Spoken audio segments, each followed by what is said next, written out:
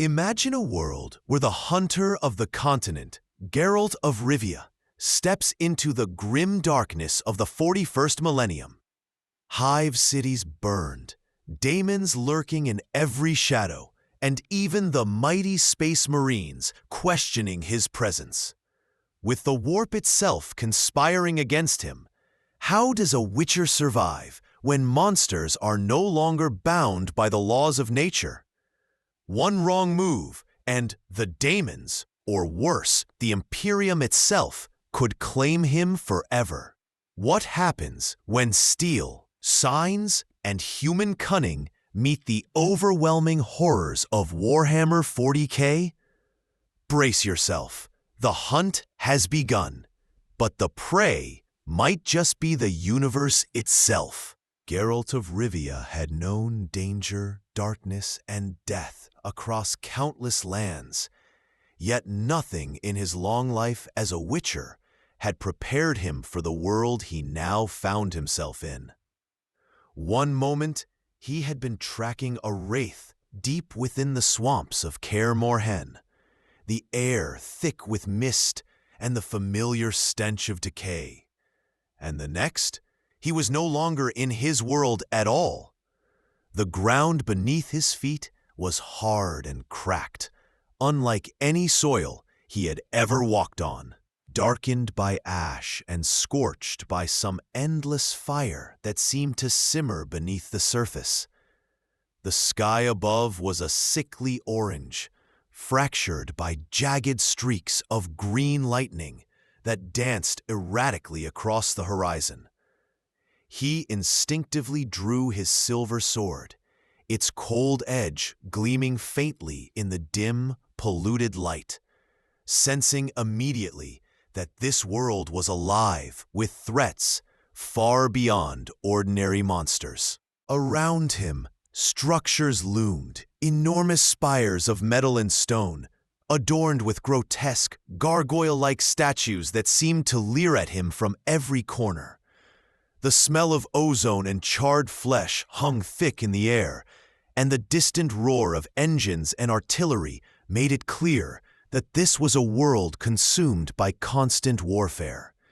Every instinct honed over decades screamed at him that he was not just far from home, but that he had crossed into a dimension where magic and machinery were fused in ways he had never imagined, and where the creatures that prowled the land were born not of flesh and blood alone, but of the very warp itself. His first steps were cautious, measured, each one testing the stability of the ground and the hidden dangers that might lurk beneath.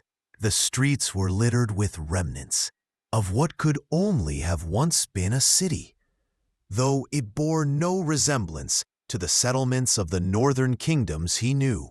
Massive walls, reinforced with strange alloys and adorned with sigils that burned faintly with an unholy light, encircled areas of the ruined metropolis.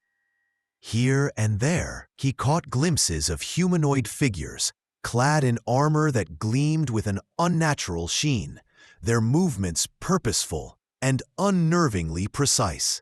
Geralt's eyes narrowed. He had fought men, beasts, and monsters that defied imagination. Yet something about these armored figures suggested both a discipline and a power that dwarfed any warrior he had known. As he advanced, he felt a pull in his senses, the subtle tug of the warp itself pressing against his mind. Whispers, unintelligible yet brimming with malice, threaded through the air, sending a chill down his spine. Geralt's training as a witcher had taught him to read the supernatural, to sense the unnatural presence of monsters and curses. But this was unlike anything he had faced. The very air seemed alive, tainted with a corruption that gnawed at his resolve, and every shadow could conceal a predator that existed beyond the physical realm. His medallion vibrated violently, reacting not to a single creature, but to the pervasive malignancy of the warp that pulsed beneath the planet's surface. warning him that in this place, death could come from angles he had never imagined, and survival would demand not just skill, but a complete recalibration of all he knew. As he ventured further, Geralt encountered the first evidence of the Daemon-tainted creatures that ruled this world. A corpse, its flesh twisted and pulsating unnaturally, lay half-buried beneath the ruins of a collapsed building. Horns sprouted grotesquely from its skull, and its eyes glowed with a sickly green light, as if the soul that had once inhabited it had been replaced by something malevolent and entirely alien. The air around it shimmered faintly with warp energy, and Geralt could feel the lingering psychic residue of the thing's consciousness, a violent and chaotic echo that pressed against his mind with the weight of unending torment. He exhaled slowly, steadying his thoughts, recalling every lesson from Kaer Morhen. Fear is a tool, awareness is a weapon, and every monster has a pattern, a weakness. Yet here, patterns were elusive, and weakness was obscured by the warp's very influence on reality. Moving cautiously, he adjusted his senses, relying on both the Witcher signs he had mastered over decades and the instincts honed by countless hunts. Igni, Ard, and Quen became more than mere tools.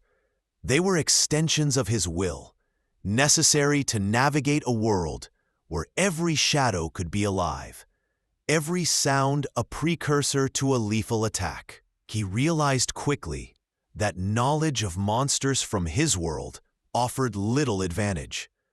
The creatures here were born of a universe where reality itself bent under the influence of the warp, where fire could burn not just flesh, but the essence of a being, and where a wrong step could summon horrors that defied comprehension. The first living daemon he confronted emerged without warning from a rift that shimmered with a violet, liquid-like distortion of reality.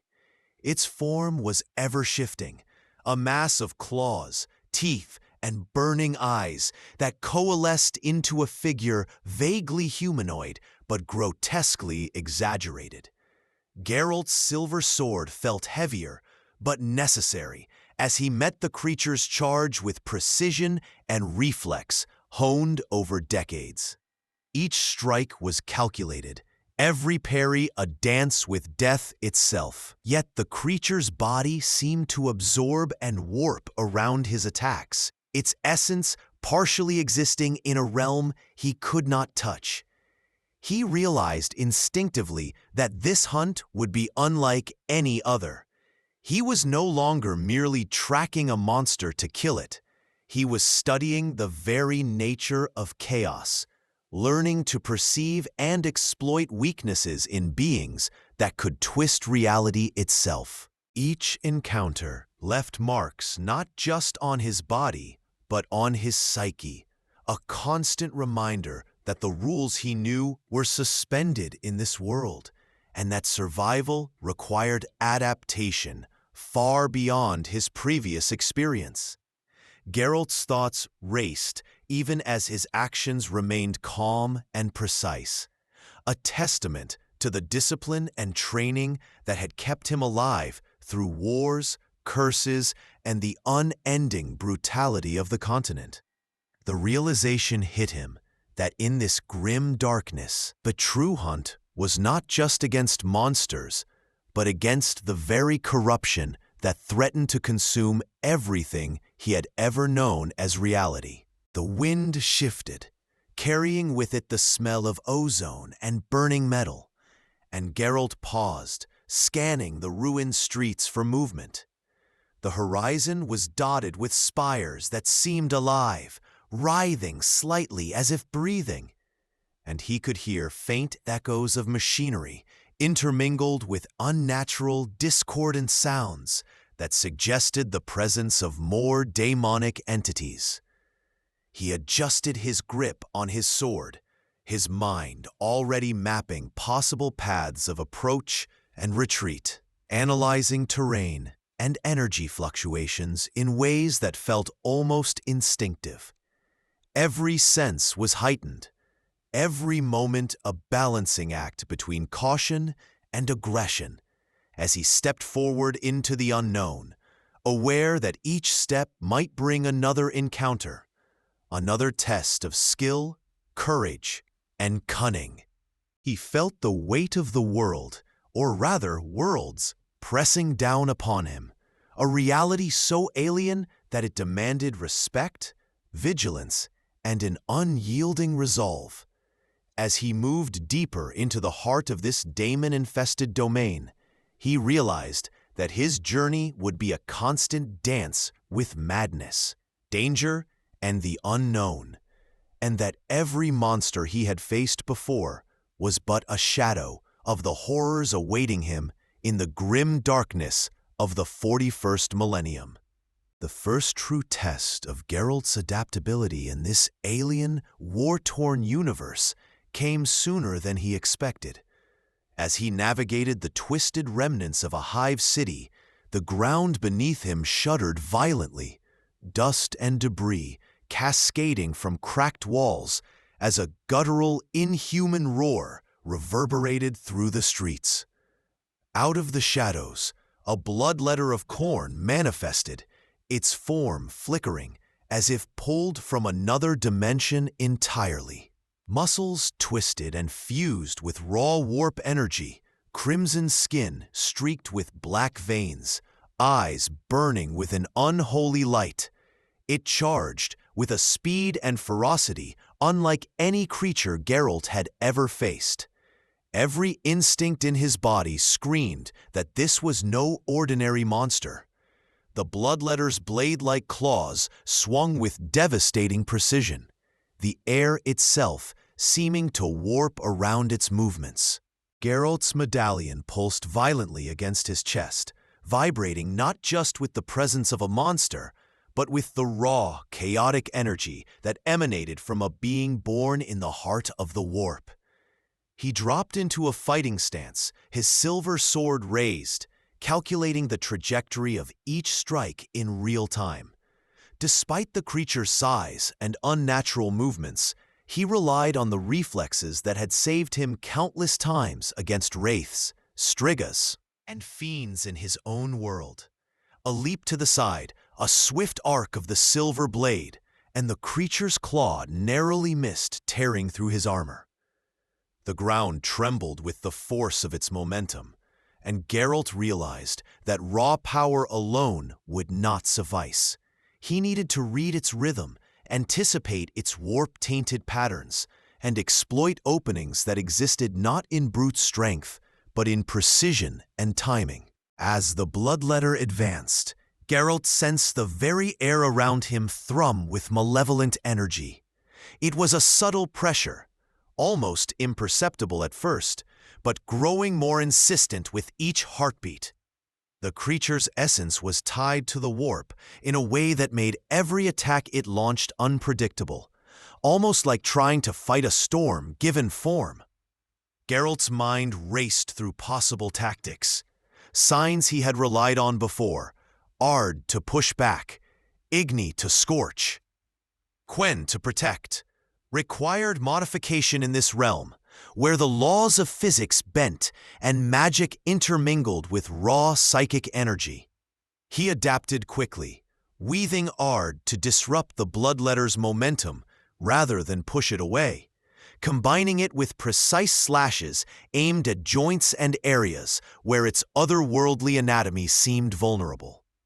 Sparks of energy flared with each strike, illuminating the creature's shifting form, highlighting the alien musculature and sinews that pulsed unnaturally under its skin. Geralt felt the familiar thrill of the hunt, but tempered by the realization that here, every misstep could invite not just death, but a warp-induced corruption that could twist his mind or body. He had faced curses before, but this was something wholly different. A test, not only of skill, but of perception, willpower, and the ability to adapt instantaneously to an enemy that existed partly outside reality itself. The battle raged through the ruined streets, each movement a deadly negotiation.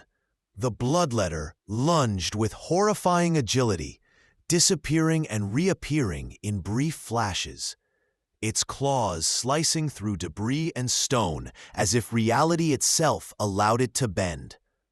Geralt's eyes narrowed, following subtle distortions in the air, almost imperceptible cues that betrayed the creature's next position. He ducked under a swinging claw, rolling to the side as the impact shattered a nearby wall, and countered with a thrust aimed at the glowing heart-like core visible in its chest. The silver blade connected, eliciting a howl that resonated with both rage and pain. Yet the creature did not fall. Its form flickered, reforming in the blink of an eye, and Geralt realized he was not merely fighting a physical being. He was contending with a manifestation of raw chaos, partially untethered from the material plane. Each strike required not just strength, but imagination. He needed to predict movements not constrained by normal anatomy or logic. He switched between his signs with fluid precision, creating openings and exploiting weaknesses, understanding that the battle demanded a harmony of reflex, intellect, and instinct. Quen shimmered briefly as he parried a claw swipe that could have torn him apart, while a well-placed Igni blast seared through the creature's shifting form, forcing it to regroup. It was a dance of life and death, a deadly rhythm that tested every skill he had honed as a witcher, and yet pushed him into realms of combat experience he had never before encountered. The streets themselves became part of the battle, debris and twisted metal offering both hazards and tools. Geralt used the environment with tactical precision, leaping off walls, sliding under collapsed girders, and drawing the bloodletter into narrow alleyways where its form was forced to contort unnaturally. Sparks of warp energy collided with the scent of ozone and burning metal, creating a sensory overload that would have disoriented a lesser fighter. But Geralt remained centered, his training allowing him to compartmentalize fear, pain, and awe while focusing on the immediate necessity, survival and elimination of the threat. Each strike of his sword carved through the creature's form, and with each maneuver, he studied it, learning the ways its existence in the warp influenced movement and attack. He realized that understanding was as critical as strength. To fight a Daemon successfully, he needed to anticipate not only physical motion, but psychic intent, the subtle pull of its chaotic will guiding its actions. This was a revelation, expanding the very definition of hunting for Geralt, showing him that in this world, combat was as much about perception, adaptation, and insight as it was about skill with a blade. As the battle wore on, Geralt felt the strain in his muscles, the burn of exertion, and the steady rhythm of his heartbeat. He was pushed to limits both familiar and entirely alien, each moment a test of endurance, courage, and the ability to remain calm amidst unrelenting chaos. Yet despite the overwhelming power of his foe, he began to see patterns in the chaos, subtle inconsistencies that allowed him to exploit openings and deliver precise, punishing blows. The creature's howls echoed off the ruined spires, a horrific symphony that mingled with the distant roar of artillery and the alien cries of unseen horrors. Geralt's medallion vibrated, a constant reminder of the warp's presence. Yet it was not fear that drove him. It was clarity, focus, and the unyielding resolve that had seen him through countless hunts before. Every movement, every strike, every use of sign and sword brought him closer to understanding this strange new world and the monsters that inhabited it. In that moment, he realized that the bloodletter was not just a foe, but a teacher, revealing the rules of survival in a universe governed by chaos, war, and the terrifying might of demons. Geralt quickly realized that surviving in this universe required more than just his combat prowess. It demanded adaptation to the strange and pervasive energies that warped everything around him. The very air seemed charged with psychic resonance, each gust carrying whispers of unseen horrors, and every shadow hinted at the presence of entities that defied mortal comprehension. His medallion vibrated continuously, warning him not of a single monster, but of the corruption that clung to the world itself, saturating the very stone, metal, and dust with malevolence. He began experimenting cautiously, combining his potions and mutagens in ways that would have seemed reckless back home, blending his knowledge of alchemy with the raw energy of the warp that pulsed through the environment. Thunderous storms of psychic energy crackled across the skies, and Geralt found that certain potions that enhanced reflexes or endurance now reacted violently with the ambient warp, sometimes granting him bursts of heightened awareness, sometimes leaving him momentarily disoriented. He adapted quickly, noting which concoctions amplified his senses without overwhelming him, which ones strengthened his body to withstand attacks infused with psychic energy, and which could be used offensively to disrupt creatures that existed partially outside reality. Every step through the ruined Hive city became a lesson in this new form of alchemy, a careful balance of risk and reward, where the wrong choice could tear his body apart or expose him to corruption that could twist his mind beyond recognition. Geralt worked methodically, recording observations mentally, treating every encounter as both a hunt and a study, understanding that in a world where Daemons and warp-tainted creatures dominated, knowledge and preparation were as lethal as steel. The creatures he encountered here were unlike any he had hunted before, their forms mutable, shifting in ways that made them partially incorporeal at times, allowing them to pass through walls or vanish and reappear unpredictably. Geralt relied heavily on his senses, honed over decades, listening for subtle distortions in sound, watching for fleeting visual cues, and feeling the psychic tug of the warp through his medallion. Every engagement forced him to refine his techniques, combining traditional swordplay with Witcher signs adapted to this new environment.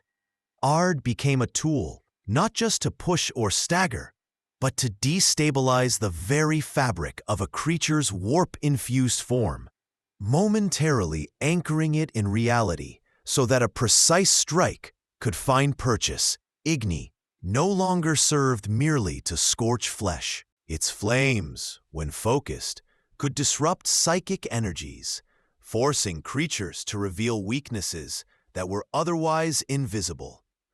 Quen became more than a protective shield. In certain instances, it acted as a buffer against the psychic backlash that accompanied attacks from warp-born entities.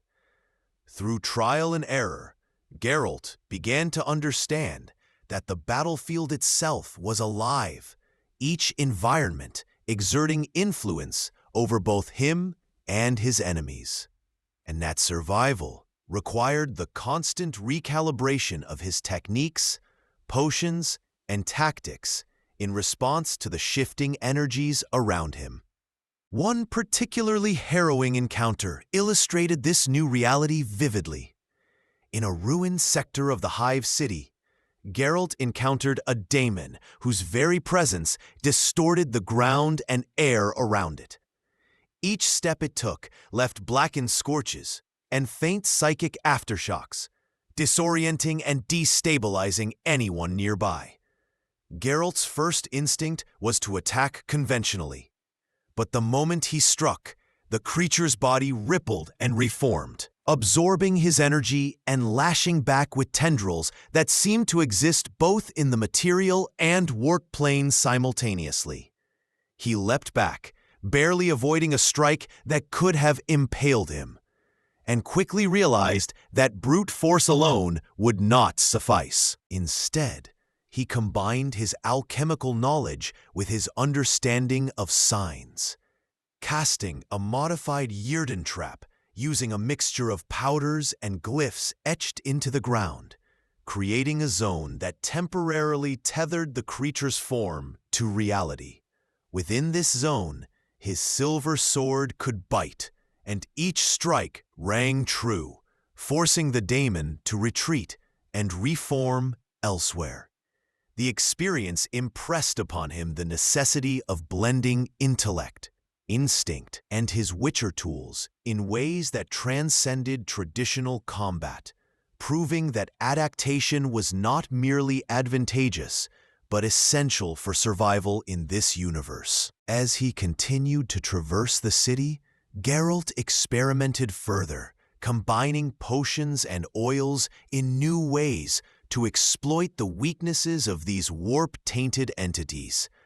Oils that would normally repel or harm mundane monsters now interacted with ambient psychic energy, creating fields of disruption that could confuse or immobilize Daemons for precious moments. Mutagens that enhanced strength or reflexes sometimes backfired if he moved too quickly in the presence of high warp concentration, but careful calibration allowed him to harness these same energies to anticipate attacks before they manifested fully.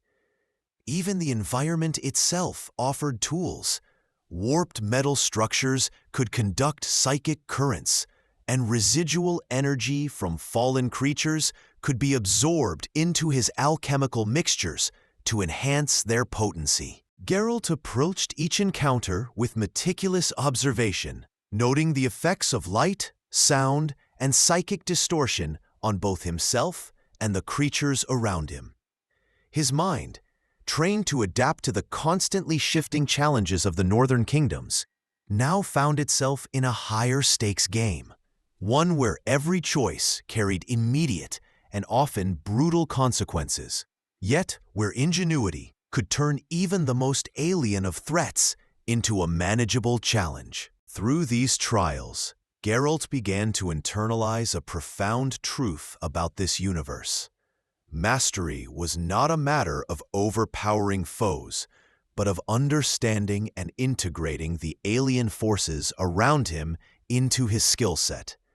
Every fight, every narrow escape, and every experimental concoction taught him something vital about the interplay between Witcher training and warp-tainted chaos.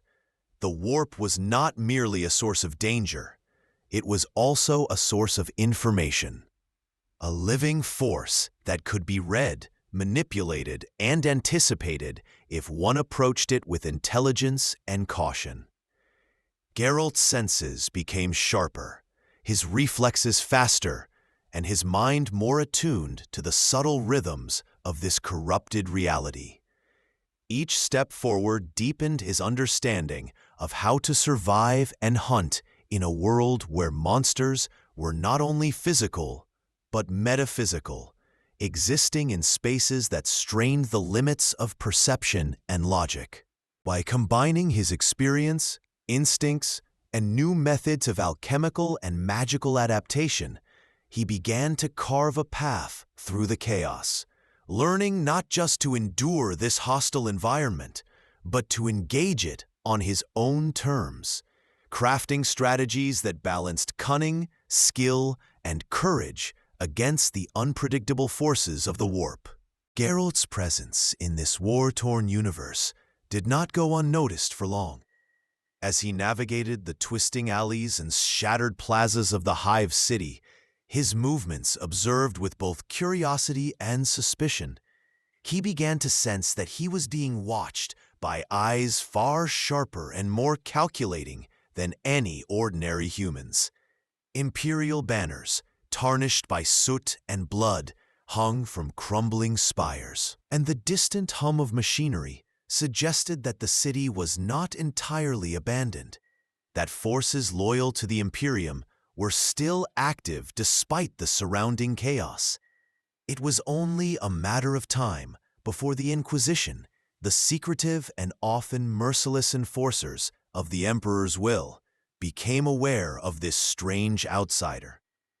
Geralt's medallion continued to pulse with a low, insistent vibration, alerting him not to monsters alone, but to the latent psychic energies and potential scrutiny that surrounded him. The idea of being observed by the Imperium, entities known for their suspicion of psychers, mutants, and anyone wielding unexplained power, sent a shiver down his spine. He had dealt with mages, sorcerers, and the supernatural horrors of his own world, yet the Inquisition operated on an entirely different scale of judgment and authority. They were not merely hunters of the unnatural. They were arbiters of morality and enforcers of the Emperor's absolute law, and their methods were often brutal, leaving little room for negotiation. The realization that he might be classified as a threat rather than an ally forced Geralt to tread carefully, balancing the urgency of his hunt with the need to avoid drawing undue attention from those whose power could rival even the most dangerous daemons he had faced. The first encounter with the Inquisition's agents came unexpectedly. A squad of robed figures, their faces obscured beneath helmets adorned with intricate sigils, emerged from the shadows of a collapsed factory. Their eyes, though hidden, seemed to pierce through Geralt as they assessed him, their posture radiating authority and unyielding suspicion. They carried weapons that were a blend of machinery and arcane design, tools that could not only harm flesh but disrupt the warp itself. One of the agents, taller than the rest and marked with additional sigils denoting rank, spoke in a voice that was calm, yet carried the weight of absolute command, questioning his presence in a sector overrun with warp-tainted corruption. Geralt, never one to back down from confrontation, answered carefully, explaining that he was hunting Daemons, that his mission was one of survival and purification rather than conquest or alignment with chaos. His voice was steady, measured, and deliberate, carefully choosing words that conveyed purpose without revealing vulnerability. The Inquisitors listened, analyzing not just his words, but his demeanor, the subtle tension in his body, and the aura of his Witcher training, which suggested a life spent confronting the unnatural. The scrutiny was intense. Every movement, every pause was noted, and Geralt could sense that a single misstep could turn observation into lethal judgment. Despite the tension, there was also curiosity. The Inquisitors, trained to detect threats, anomalies, and potential assets, recognized something in Geralt that was unusual yet potentially valuable. His ability to hunt Daemons, to understand and combat creatures born of the warp, was rare even among their most seasoned operatives. They debated among themselves in whispers, considering whether this stranger was a danger that needed elimination or a tool that could be leveraged against the forces of chaos. Geralt, ever perceptive, noticed the subtle shifts in their stance, the brief glances exchanged that betrayed the inner conflict between suspicion and the acknowledgement of his effectiveness. He realized that surviving here required not just combat skill, but diplomacy of a subtle, high-stakes kind. an understanding of human nature under extreme authority, and the ability to convey trustworthiness without appearing subservient. Each decision he made, from the tilt of his head to the clarity of his answers, could determine whether he would gain allies, provoke hostility, or be condemned outright. As he continued his journey through the city, Geralt began to see the mechanisms of the Inquisition at work. Patrols moved with precise coordination, sensors and wards monitoring the flow of warp energy, and investigators scrutinized every anomaly with the intensity of someone hunting a predator far more dangerous than themselves. Their methods were efficient, calculating, and often ruthless, blending intuition, psychic insight, and technological surveillance. Geralt observed from the shadows, understanding that alignment with their goals could provide temporary safety, but any misstep could lead to execution. He began to strategize ways to demonstrate usefulness without revealing more than necessary about his own abilities. In private moments, he tested techniques to mask his psychic resonance and control the fluctuations of his medallion's reactions, carefully walking the line between cooperation and autonomy. Each interaction became a lesson in subtle negotiation, teaching him that in a world dominated by suspicion and secrecy, information and perception were just as powerful as steel. The Inquisition's interest was not only a matter of survival, but also a philosophical challenge for Geralt. He had always adhered to the Witcher Code, navigating morality in a world filled with ambiguity and personal responsibility. Yet here, morality was dictated by rigid dogma, and the line between friend and foe was constantly shifting. He had to assess not only the motives of the Inquisitors, but the broader implications of their presence. Their actions could save lives, enforce order, or perpetuate fear and oppression. Every decision became a careful calculation, weighing the cost of action against the potential consequences of inaction. Geralt began to adapt, observing, learning, and engaging in subtle interactions, all while maintaining the focus required to continue hunting daemons that threatened both the city and his own survival. In this complex interplay, he realized that mastery of this world required more than combat skill. It demanded psychological acuity, strategic thinking, and an understanding of the delicate balance between trust, fear, and authority, knowledge that would be as essential to surviving here as his sword or alchemy ever had been. As Geralt moved deeper into the Hive city, he found himself simultaneously the hunter and the observed, navigating not only the threats of Daemons, but the intricate and often perilous scrutiny of the Imperium's most secretive and formidable agents. He recognized that the Inquisition's judgment would shape every subsequent encounter, dictating who could be trusted, where he could move, and how his actions would be interpreted.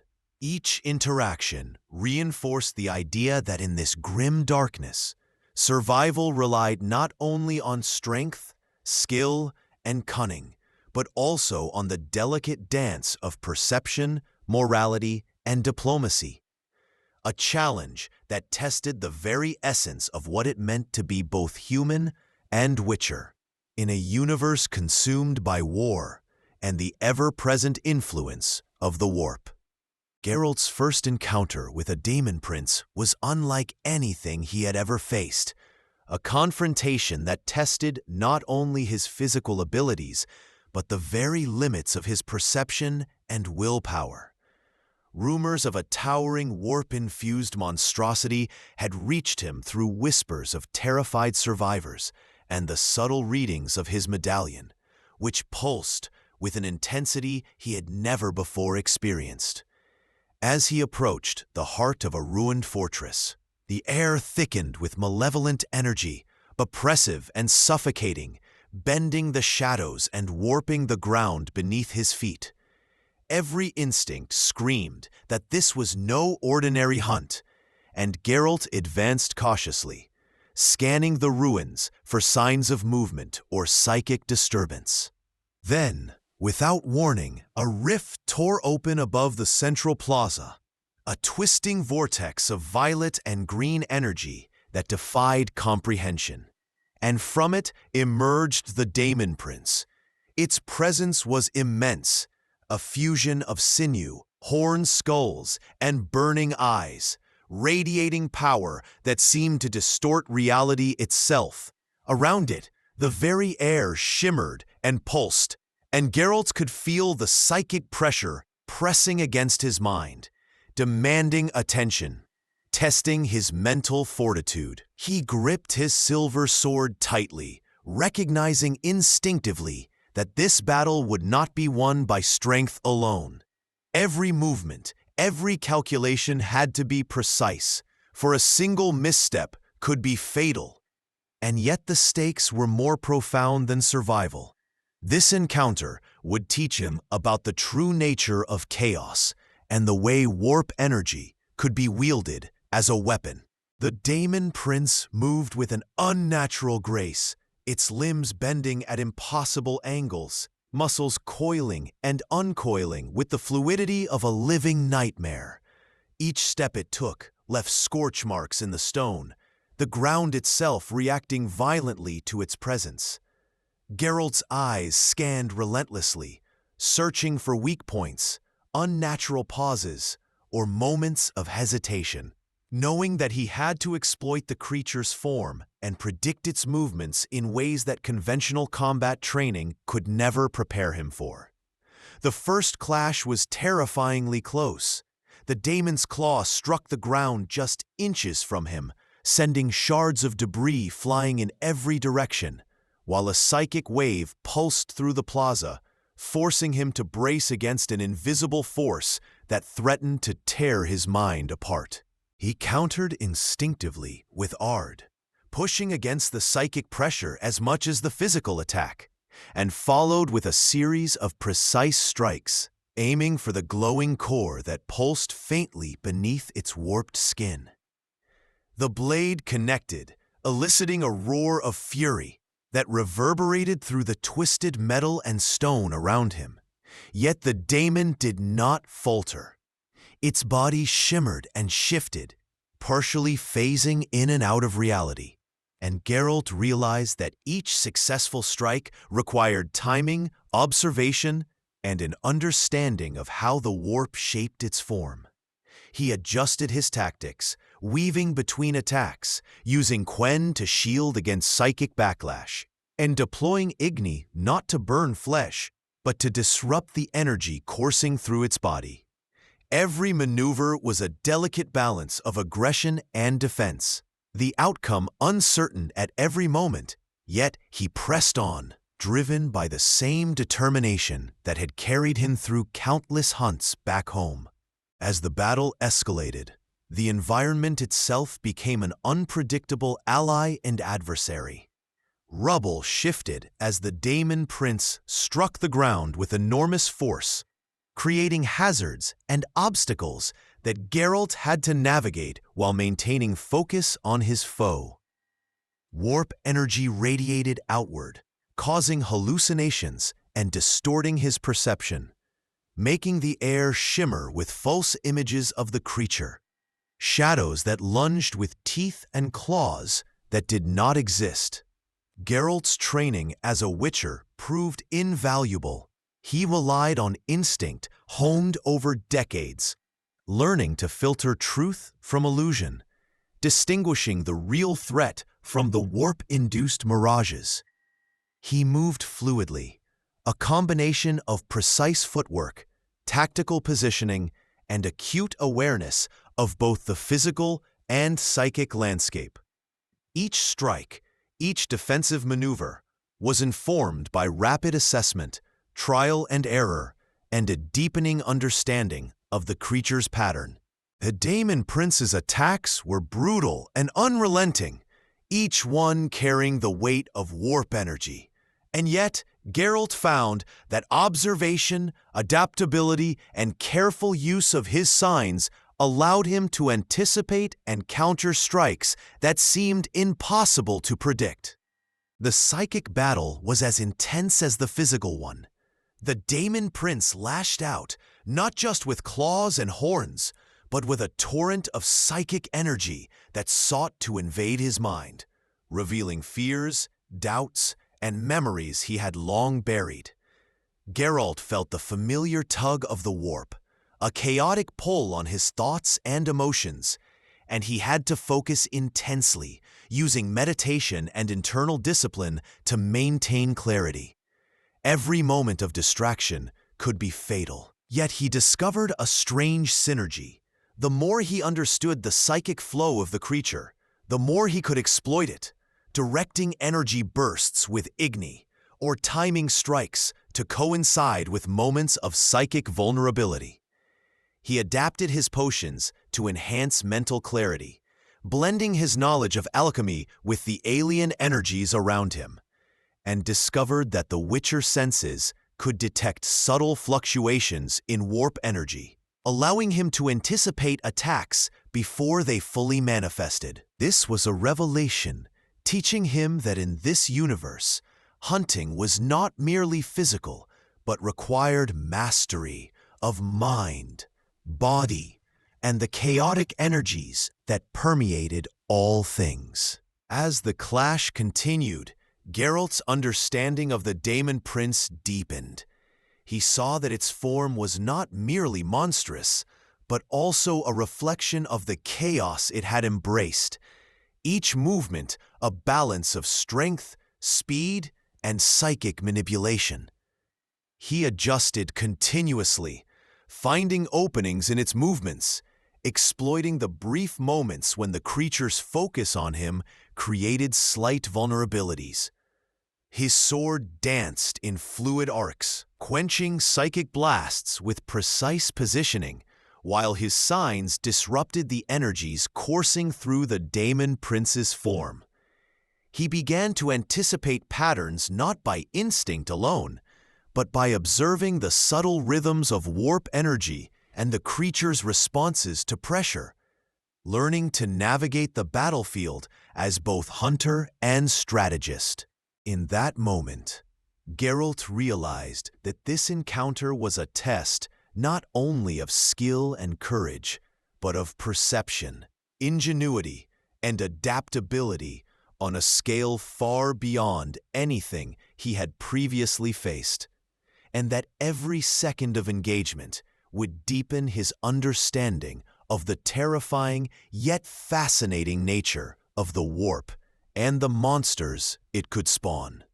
Geralt moved cautiously through the shattered remnants of the Hive city, the echoes of distant artillery and the guttural cries of unseen daemons reverberating through the ruins, creating a tense symphony of war and chaos that pressed against his nerves. The streets were narrow and labyrinthine, filled with debris, fallen structures, and pools of stagnant water reflecting the flickering glow of fires that burned unchecked.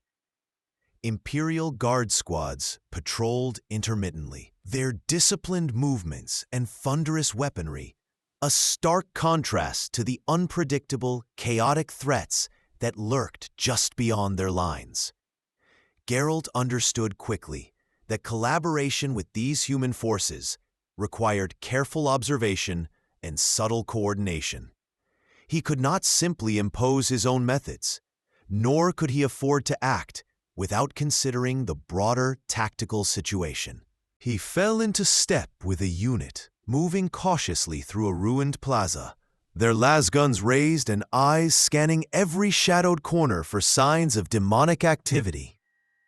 Though they were battle-hardened soldiers, he noticed their tension and hesitation, the same fear that had accompanied every creature he had hunted in his own world, magnified 100-fold by the scale of destruction and the palpable presence of warp energy.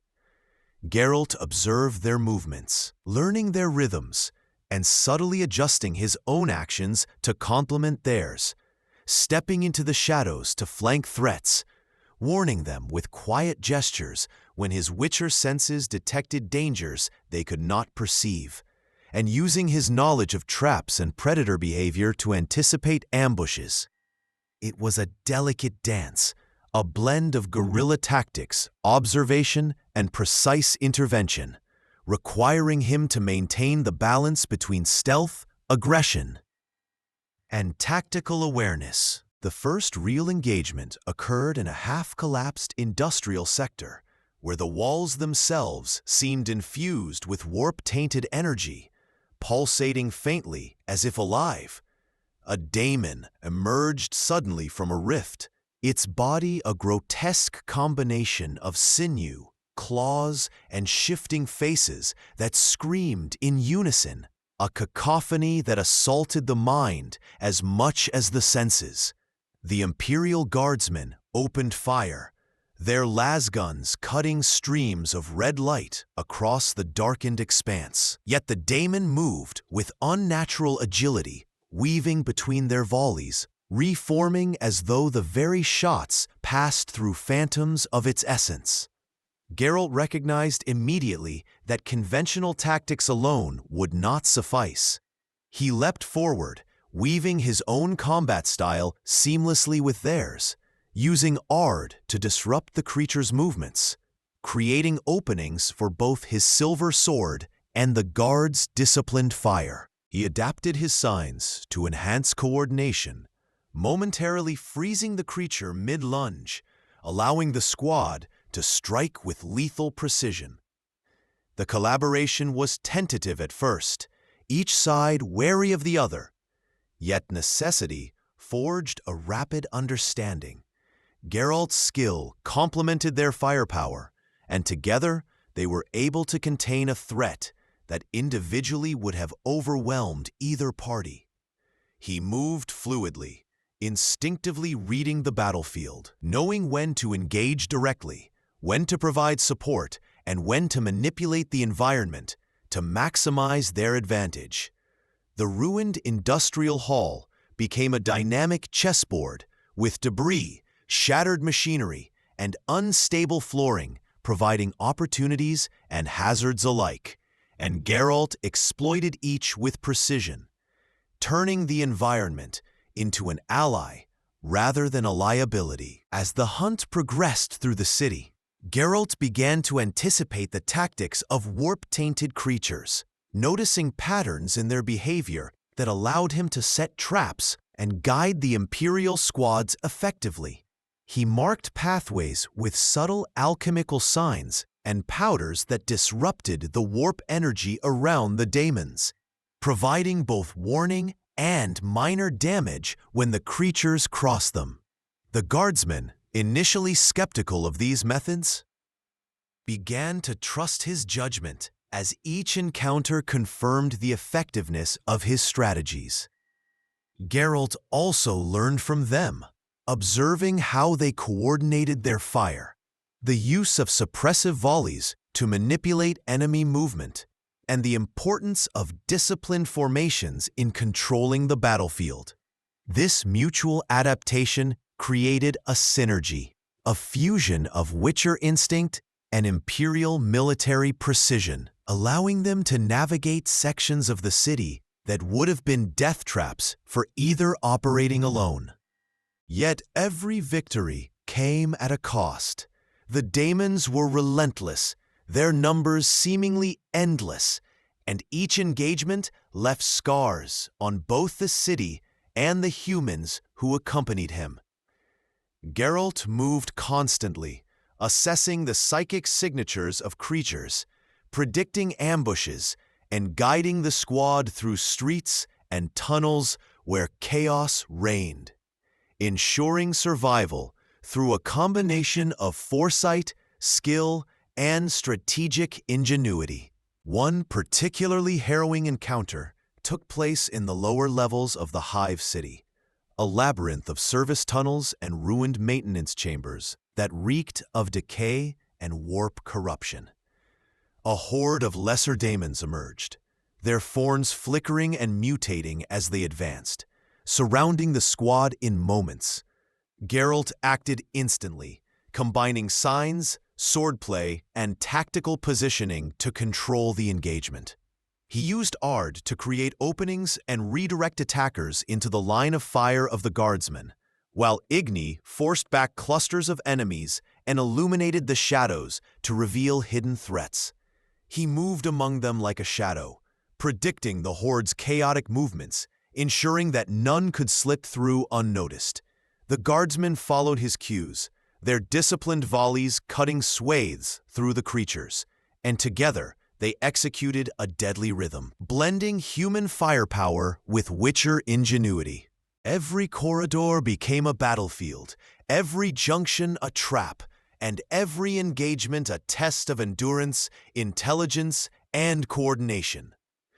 Geralt's senses remained acutely attuned to the warp's subtle influence, allowing him to anticipate not just physical attacks, but psychic ones, ensuring that both he and the squad could respond with lethal efficiency. In these tunnels, he discovered that the key to survival in this universe was not brute strength alone, but the seamless integration of knowledge, instinct, and cooperation with allies who could complement his skills while providing their own strengths. Through these hunts, Geralt developed a growing understanding of the interplay between the raw chaos of the Daemons and the disciplined structure of Imperial forces. He began to perceive patterns in the creature's behavior, exploiting weaknesses while predicting attacks, and guiding squads to act with efficiency and precision. The city itself, ruined and corrupted, became both a hazard and a resource. Collapsed walls, unstable machinery, and warp-tainted debris could be used to channel enemies, set ambushes, or provide cover. Geralt's adaptability, honed through decades of hunting in the northern kingdoms, allowed him to manipulate these variables in real time, creating strategies that maximized survival and lethality. He moved constantly, a blend of hunter, strategist, and mentor, ensuring that the Imperial squads learned from each engagement while maintaining focus on the immediate threat. With every step, he understood that success here depended on observation, anticipation, and the seamless combination of human precision and Witcher ingenuity, and that each hunt brought him closer to mastering the art of combat in a universe ruled by chaos, war, and the ever-present influence of the warp. Geralt quickly realized that this universe carried dangers beyond the physical threats of Daemons. Here, even objects, substances, and relics could corrupt a soul or twist a mind. As he explored the ruins of a warp-tainted Hive city, he came across artifacts that pulsed with dark energy, remnants of chaos worship, and mutagenic substances left behind by cults who had long since perished or been consumed. The air around these relics hummed with malevolent intent, and the subtle tug in his medallion warned him that this was more than mere superstition. It was concentrated warp energy, capable of warping the mind or body of anyone unprepared to handle it. Geralt's experience with curses and magical anomalies in his own world gave him a foundation. But here, the very essence of corruption was amplified, bound with psychic resonance that sought to infiltrate even the strongest of wills. He observed carefully, noting the way shadows flickered unnaturally around certain objects, how even the light seemed to bend and shimmer in their presence. He tested some cautiously, using small alchemical mixtures to probe reactions, or employing Ard to disturb latent energies without direct contact. Every step, every interaction with these items was a delicate negotiation. The wrong touch could unleash devastating consequences, yet understanding them could provide an advantage in the fight against the Daemons that dominated this world.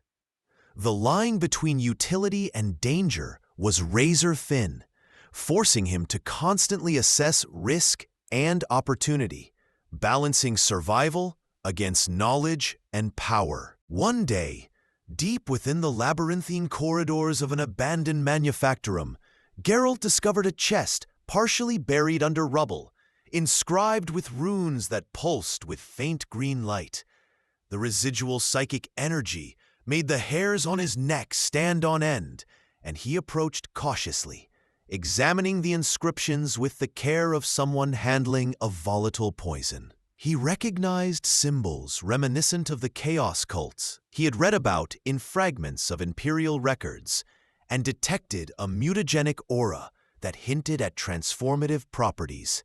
Reaching for his alchemical tools, he prepared a small protective circle, etching sigils that could suppress or redirect residual energy, and then carefully opened the chest.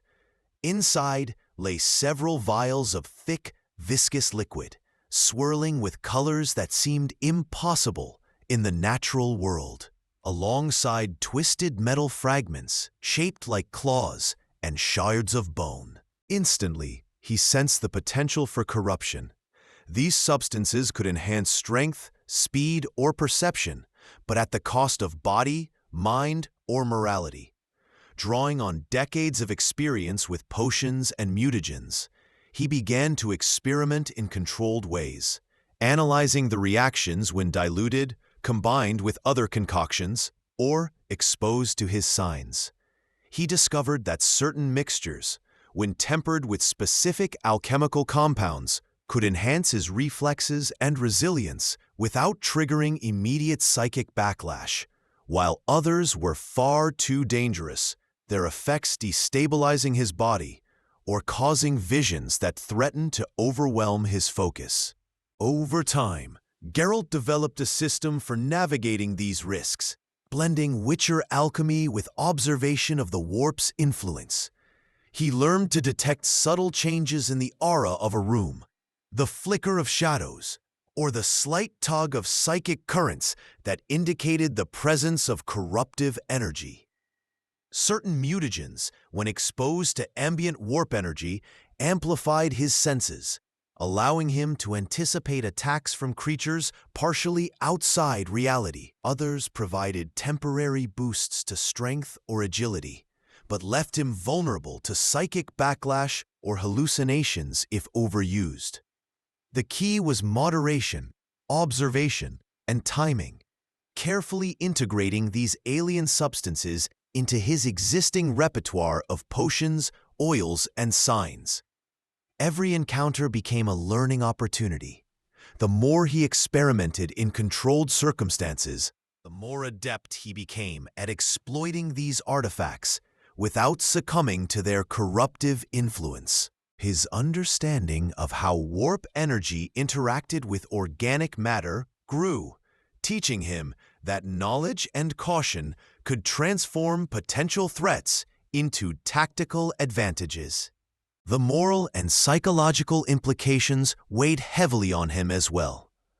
Unlike his hunts back home, where the line between good and evil was often ambiguous but relatively contained, here, the very act of using these substances carried ethical ramifications.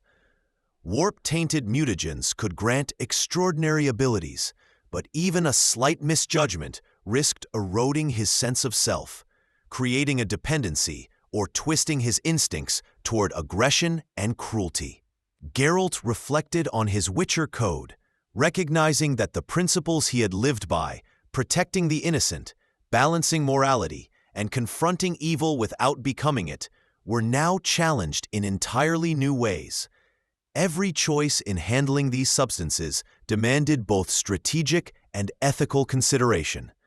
Could he use this artifact to defeat a daemon without allowing it to taint his essence? Could he resist the seductive promise of power in a world where such power could be the difference between life and death? Each experiment, each encounter with these items became as much a test of his mind and morality as of his body and reflexes. Geralt's understanding of warp-tainted relics expanded further during a confrontation with a daemon that had been empowered by cultists who had infused it with mutagenic substances. The creature's strength, resilience, and unpredictable movements demonstrated the effects of corruption amplified by alchemical means, and Geralt realized that conventional strategies would be insufficient. He prepared potions that counteracted specific mutagenic effects, blended oils that enhanced his blade's efficacy against warped flesh, and employed signs not only to repel attacks, but to destabilize the daemon's artificially enhanced form. His experimentation paid off. He discovered that a careful combination of alchemy, observation, and physical skill allowed him to exploit weaknesses that would have been invisible without precise preparation. Each victory reinforced the necessity of adaptation, blending knowledge, skill, and experimentation to survive in a universe where even the environment itself was a weapon, and every object carried the potential for both salvation and destruction. Through these encounters, Geralt internalized a crucial lesson. To survive in this universe, one could not rely solely on brute skill or instinct.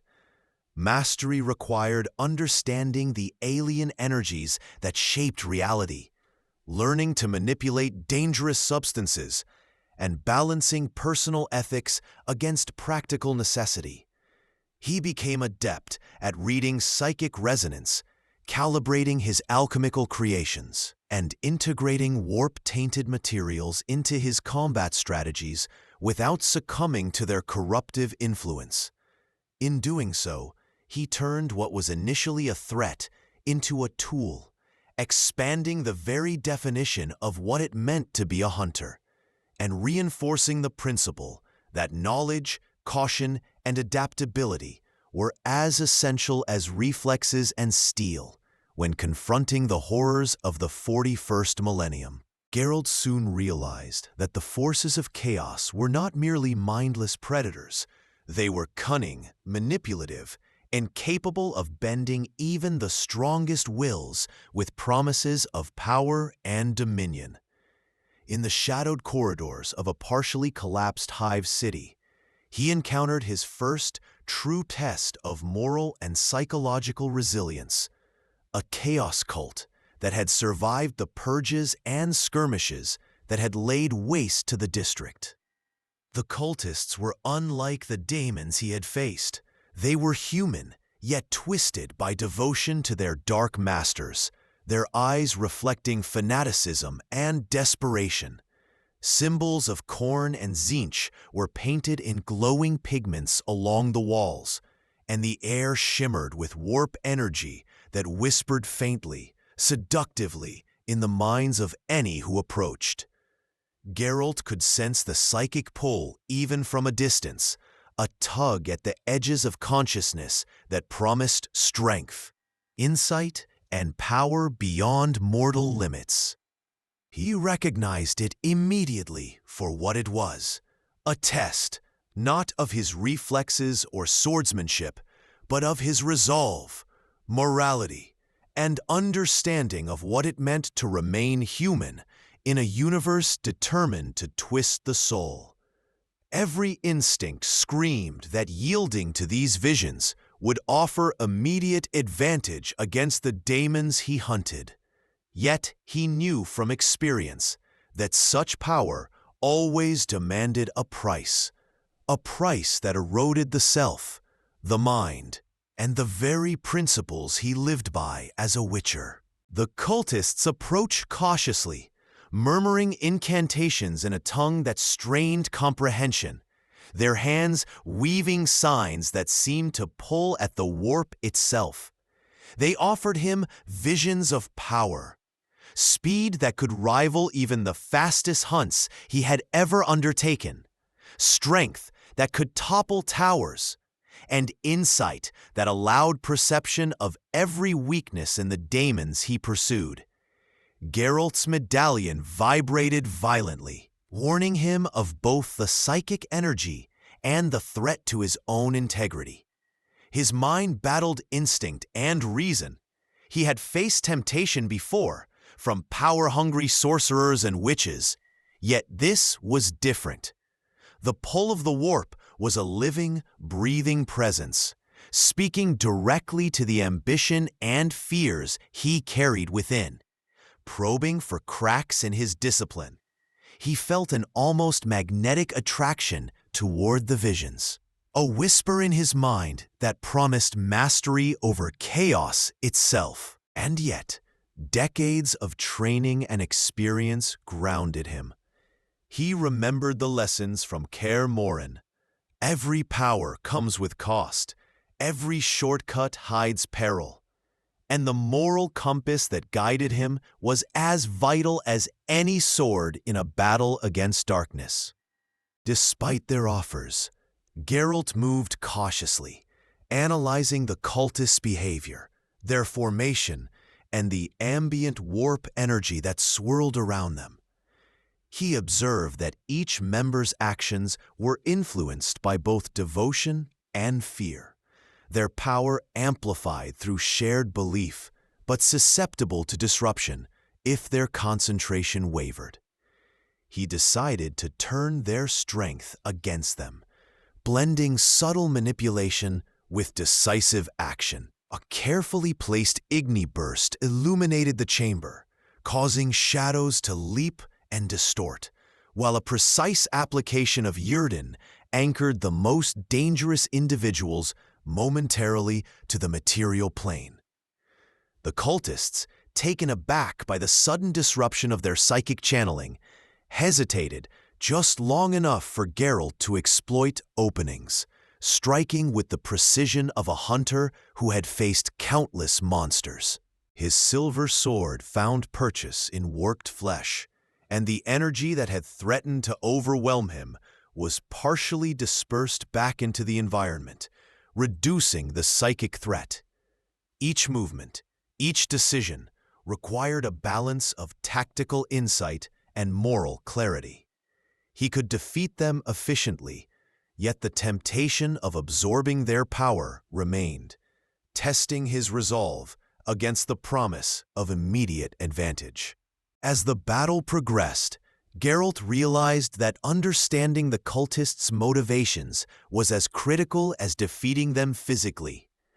They sought dominion over their environment, guidance from dark masters, and personal empowerment, and they were willing to sacrifice life, sanity, and morality to achieve it. This insight allowed him to predict their maneuvers, anticipate moments of overconfidence, and exploit weaknesses in the psychic link binding them to the warp.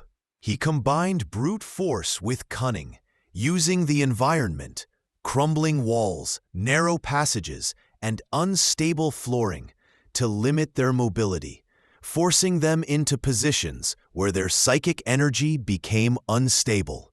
Each strike, each sign, and each movement was measured, conserving strength while maximizing effect, demonstrating that survival in this universe was as much about strategy and perception as reflexes or swordsmanship. Geralt's experience hunting monsters in the northern kingdoms translated here in unexpected ways. The same patience, observation, and adaptability applied to humans corrupted by chaos as it did to supernatural creatures, proving that true mastery of the hunt encompassed both body and mind. The cultists attempted to manipulate him further, projecting visions of fallen comrades, personal regrets, and imagined failures to shake his confidence. The warp's influence pressed against his consciousness, teasing, tempting, and twisting reality to erode his discipline. Geralt's mind, however, had been forged through decades of confronting fear, sorrow, and temptation.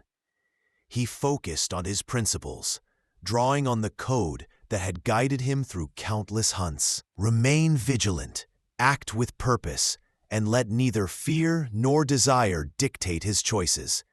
He countered their psychic projections with concentration, meditation, and the protective aura of Quen, creating a buffer between his mind and the insidious influence of the warp. The battle became a duel not just of steel, but of will, perception, and mental fortitude. Each moment required absolute clarity, as yielding even slightly could have catastrophic consequences. Loss of focus, psychic corruption, or temptation into embracing powers he could never control. Through the engagement, Geralt gained a profound understanding of the complexity of Chaos worshippers. They were dangerous not only for their martial and psychic abilities, but for their ability to manipulate perception, twist desire, and exploit moral weakness. He learned to anticipate the interplay between physical confrontation and psychological influence, recognizing that victory required mastery over both his surroundings and his own mind. The encounter reinforced that his role as a hunter in this universe was not merely to confront monsters, but to navigate moral and psychic minefields, to resist temptation, and to act decisively against threats that could destroy both body and spirit. Geralt emerged from the shadows, his awareness sharpened, his resolve tempered, and his understanding of the warp and its influence on mortal minds expanded, proving that the fight against chaos required vigilance, courage, and unyielding discipline at every turn. Geralt's path through the war-torn Hive city eventually brought him face to face with a new breed of warrior, one whose presence radiated both authority and raw, almost inhuman power. A squad of Space Marines, clad in ceramite armor etched with the insignias of their chapter.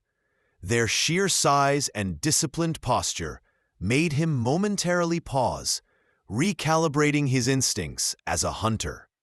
These were not men in the conventional sense. They were the Emperor's angels of death, genetically enhanced soldiers trained to confront the galaxy's most horrific threats. Their weapons, towering bolters and chainswords, emitted an aura of lethality that resonated even against the psychic disturbances of the warp. Geralt instinctively fell back, assessing their approach, noting the synchronicity of their movements, the silent communication that passed between them in glances and gestures, and the almost palpable weight of authority in their presence. His medallion quivered, not from demonic influence this time, but from the overwhelming psychic signature of these superhuman warriors, a subtle vibration that told him he was in the presence of beings whose will alone could command life and death. Despite the initial tension, he recognized that here was an opportunity. An alliance with forces of such scale could offer leverage against the daemons and cults he hunted. Yet, it demanded caution, respect, and careful navigation of their rigid sense of loyalty and duty. The first interaction was tense, a wordless assessment that lasted mere seconds but carried the weight of a silent trial. The squad leader, taller and more imposing than the others, stepped forward, his helmeted gaze fixed on Geralt. He could feel the scrutiny in every movement, the assessment of skill, intent, and potential threat. Geralt spoke cautiously, introducing himself as a hunter of unnatural creatures, framing his actions in terms they could understand. The pursuit of Daemons, the protection of innocence, and the containment of warp-tainted threats. The Space Marine's response was measured, their posture unyielding, yet he could sense a flicker of acknowledgement, an understanding that while this human was no ordinary soldier, he possessed skills that complemented their mission. Geralt recognized immediately that communication with these warriors required precision.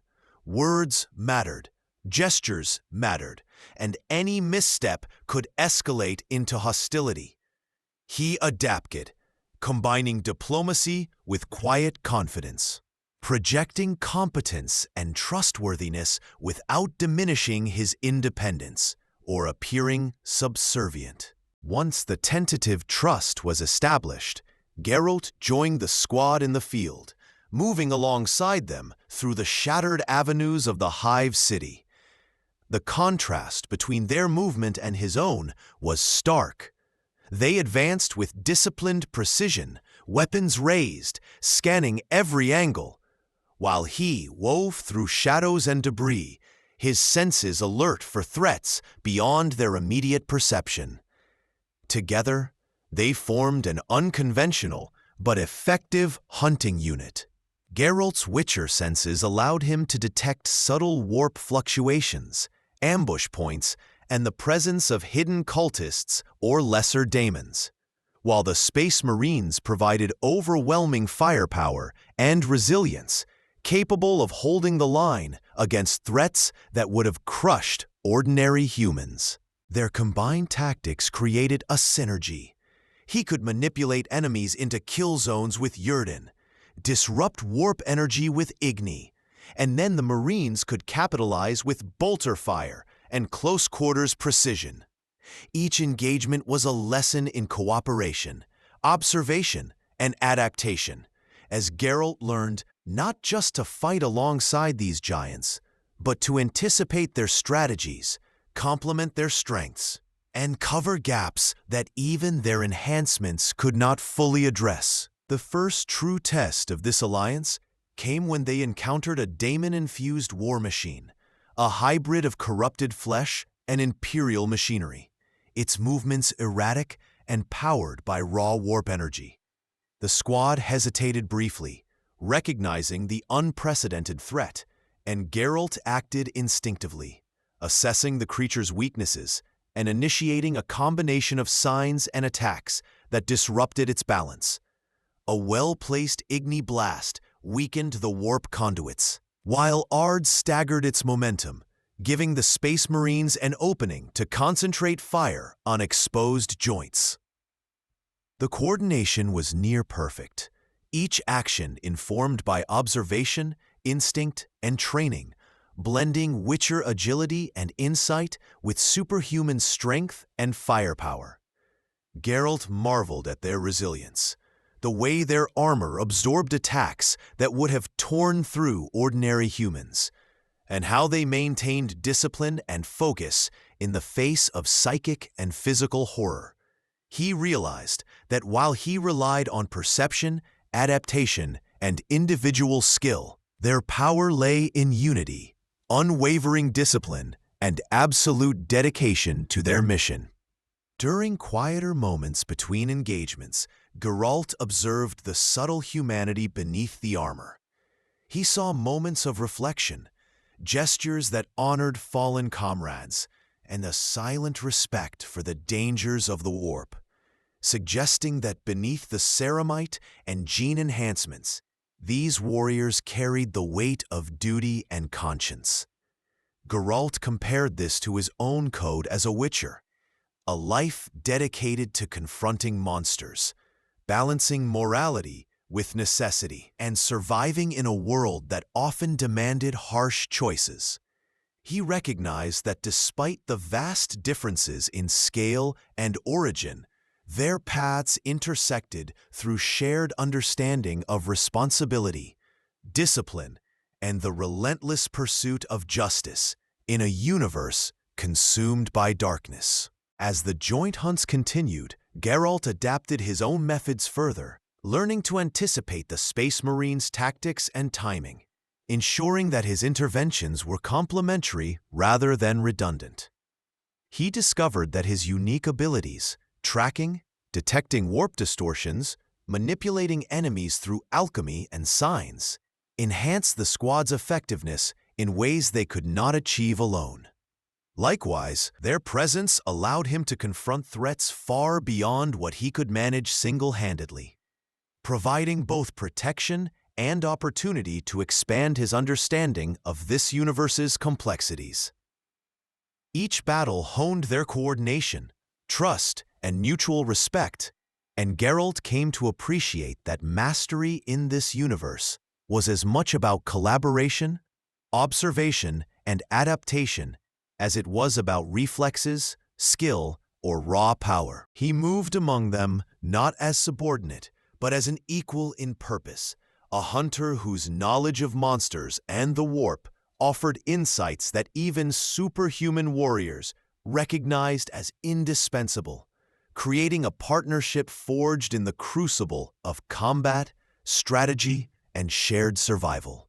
Geralt felt the tension in the air as he approached the epicenter of the warp-tainted devastation, a place where reality itself seemed to fray under the weight of demonic presence.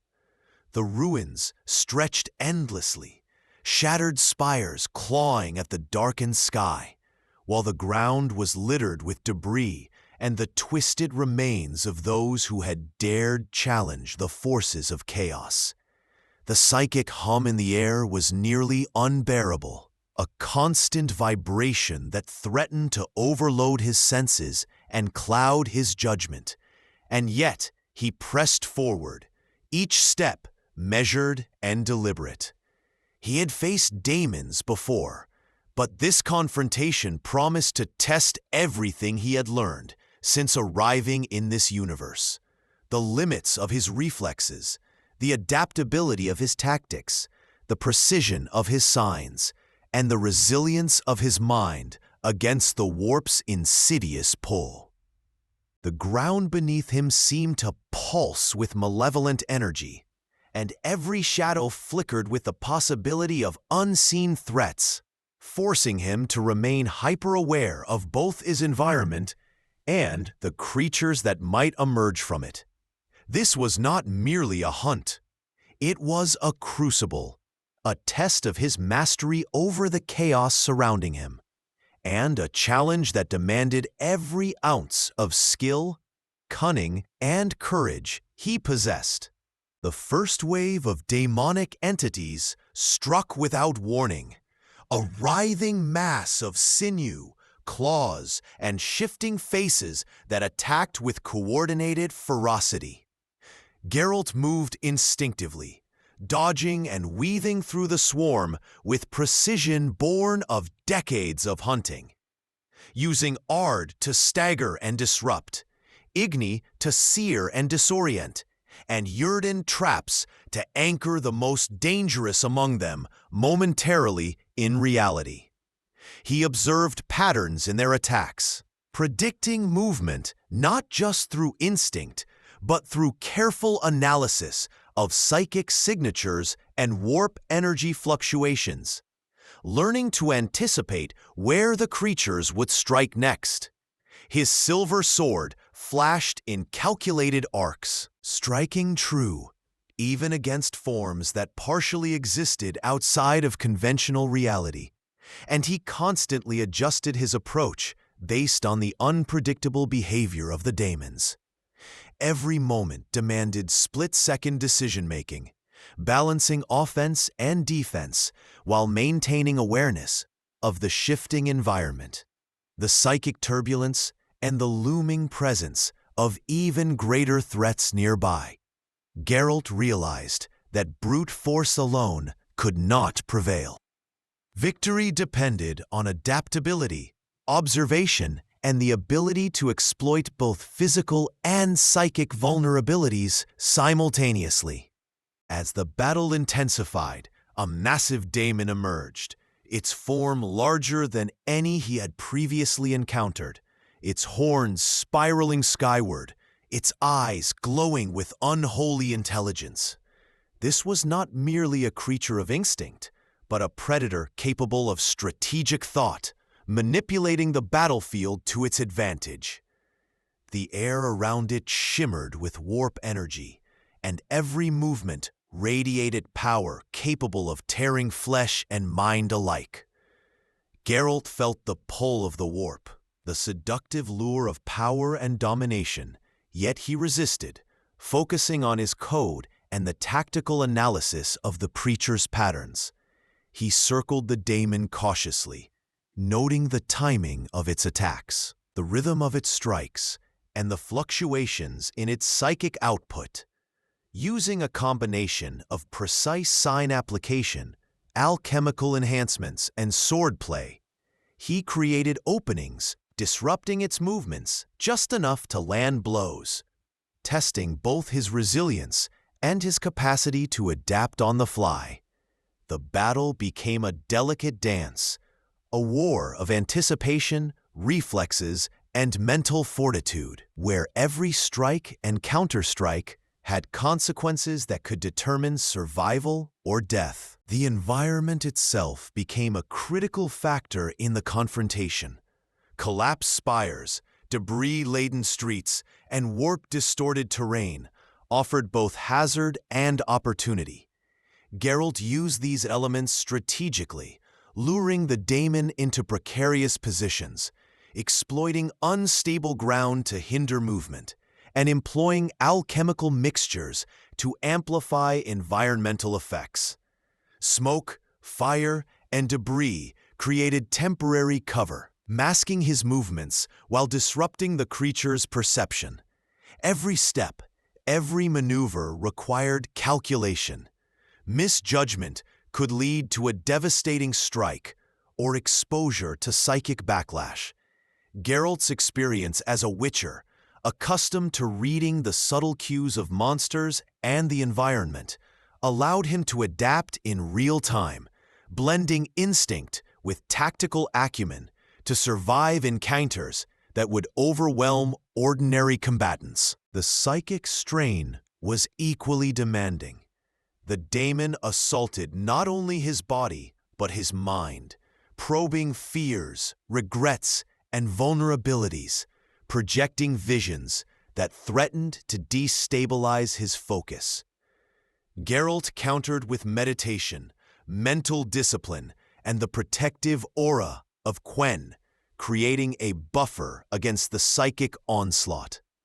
He learned to read the currents of warp energy, predicting attacks before they fully manifested and exploiting brief moments of distraction in the creature's focus. His alchemical preparations played a vital role. Potions enhanced reflexes and perception.